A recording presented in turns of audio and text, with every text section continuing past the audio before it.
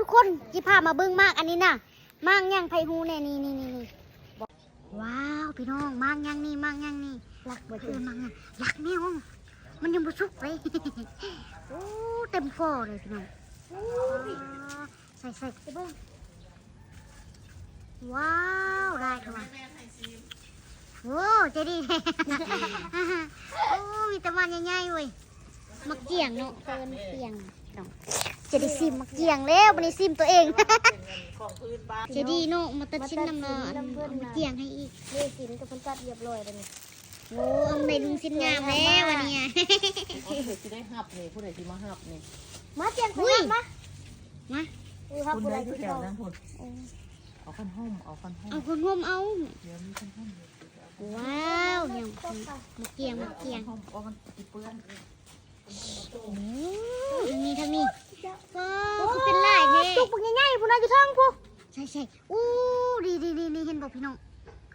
อู้ลายเรียบร้อยจัดแล้วไปที่ใดตู้ที่นั้นเจอองเจียงแน่นอน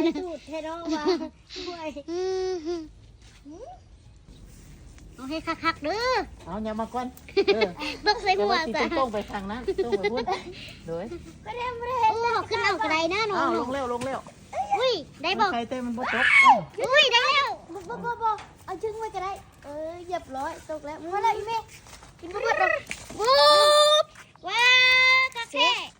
มีจ้าพี่น้องได้แล้วโอ้ไปที่ใดตู้ที่นั้นแท้นี่นะโอ้มักเจียงเด้อเขาเอิ้นมักเจียงบ้านทุกคนเอิ้นมังย่างนี่โอ้บักหลายๆซะแม่เพิ่นใจดีเอาแม่นให้น้องเพิ่นโอ้บ้านเขาเอิ้นมักซุ่มพูบ้านที่จะเอิ้นมักเจียงบ่ได้เป็นพวงเลยเมื่อกี้นี่มันได้เป็นพวงมันมีการล้างเลยเนาะกินเลยเนาะมันจะรสชาติหวานแล้วก็ฟาดนิดนึงอ่ะแต่มันยังบ่ตึงเด้ถ้ามันตึงดีๆมันจะบ่มีฝาดเลยจ้าเข้าใจเด้อโอ้ยใจคือกัน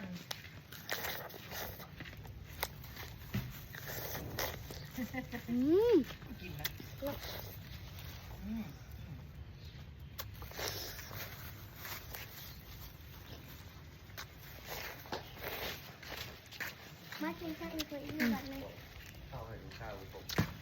บ๊ายบาย